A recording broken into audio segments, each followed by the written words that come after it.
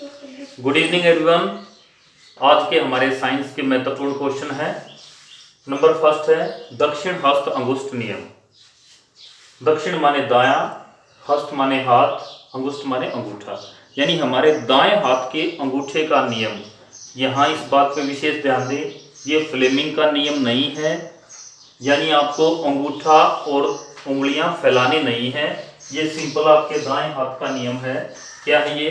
यदि हम किसी विद्युत धारावाही चालक को अपने दाएं हाथ में इस तरह से पकड़ें कि विद्युत धारा की दिशा और अंगूठे की दिशा दोनों एक ही तरफ हों, तो हमारी उंगलियां चालक के चारों ओर बनने वाले चुंबकीय क्षेत्र की दिशा को बताएंगी। इस नियम को मैक्सवेल नाम के वैज्ञानिक ने दिया था। कई बार एक नंबर का क्वेश्चन पूछ लिया जाता है कि दक्षिण हस्त अंगुष्ठ नियम को किसने दिया था। नेक्स्ट है फ्लेमिंग का वाम हस्त नियम। यहाँ ध्यान दें, फ्लेमिंग फैसे फ्लेमिंग फैसे फैलाना, यानी हमने अब इन नियमों में दोनों नियमों में अपनी उंगलियां और अंगूठे फैलाने हैं। फ्लेमिंग का वाम हस्त नियम, वाम माने बायां, बाएं हाथ का नियम ये क्या है नियम?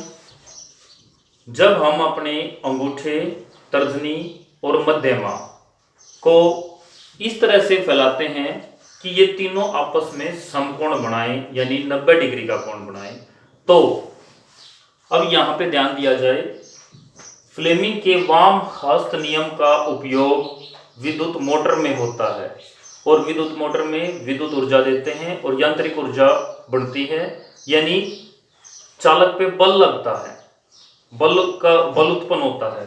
तो बल के बारे में हम सबसे बाद में बताएंगे।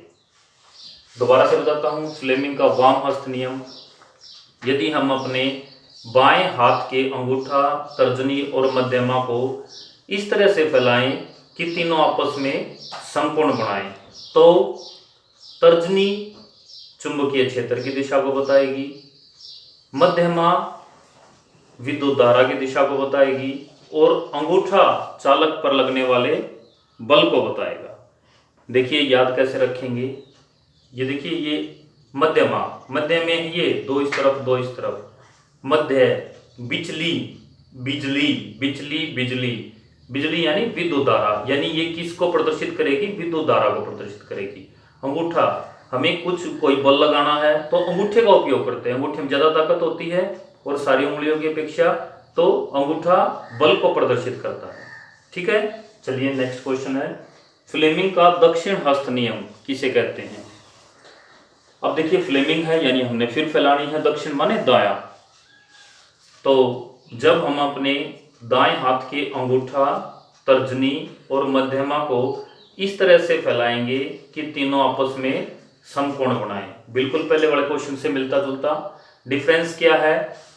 दक्षिण हस्त नियम का उपयोग विद्युत जनित्र में किया जाता है, और विद्युत जनित्र क्या होता है? जिससे विद्युत उत्पन्न होती है, यानी विद्युत के बारे में हम सबसे बाद में बताएंगे। ये मध्यमा विद्युत धारा को प्रदर्शित करती है, इसके बारे में सबसे बाद में बताएंगे। दोबारा से फिर बता रहा हूं, फ्लेमिंग का दक्षिण हस्त नियम, यदि हम अपने दाएं हाथ के अंगूठा, तर्जनी और मध्यमा को इस तरह से फैलाएं कि तीनों आपस में समकोण बनाएं, तो तर्जनी चुंबकीय क्षेत्र की दिशा को बताएगी, अंगूठा बल की दिशा को बताएगा और मध्यमा उत्पन्न होने वाली विद्युत धारा की दिशा को बताएगी। चलिए नेक्स्ट है जैव निम्नीकरणीय पदार्थ किन्हें कहते हैं? जैव निम्नीकरणीय पदार्थ। नेक्स्ट क्वेश्चन है जैव अनिम्नीकरणीय पदार्थ। इनमें डिफरेंस क्या है, ध्यान से देखेंगे बच्चे।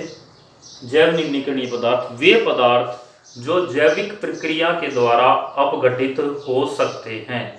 अपघटित हो सकते हैं यानी जो कुछ समय के बाद समाप्त हो जाएंगे। बिल्कुल सभी आप अच्छी तरह से जानते हो जैव निम्नीकरणीय पदार्थ कौन से होते हैं, जो कुछ समय के बाद खत्म हो जाते हैं, जब हम उनको मिट्टी में दबा दें खत्म हो जाएंगे वो। इसके उदाहरण हैं, उदाहरण के साथ आपको लिखने होंगे, कागज, गोबर, पत्ते, सब्जियां आदि, ये सब हैं जैव निम्नीकरणीय पदार्थ। नेक्स्ट है जैव अनिम्नीकरणीय पदार्थ। ये क्वेश्चन ऐसे भी आ सकता है, जैव अनिम्नीकरणीय पदार्थ, या ये जैव से पहले लिखा मिल सकता है, अजैव निम्नीकरणीय पदार्थ। दोनों का मतलब एक है। जैव अनिम्नीकरणीय पदार्थ किन्हें कहते हैं? वे पदार्थ जो जैविक प्रक्रिया के द्वारा अपघटित नहीं हो सकते, यानी जीवाणु आदि की प्रक्रिया के द्वारा उनकी जो कार्रवाई है उसके द्वारा वो अपघटित नहीं होंगे। इसका उदाहरण है प्लास्टिक, पॉलीथीन, कांच और धातु आदि। मुझे उम्मीद है आपको पांचों क्वेश्चन अच्छे से समझ में आ गए होंगे और आपकी तैयारी बहुत ही अच्छी चली हुई होगी। ये जो वीडियो रिकॉर्ड हो रही है बेटे, आप इसको बार बार देख सकते हो अगर समझ में ना आए।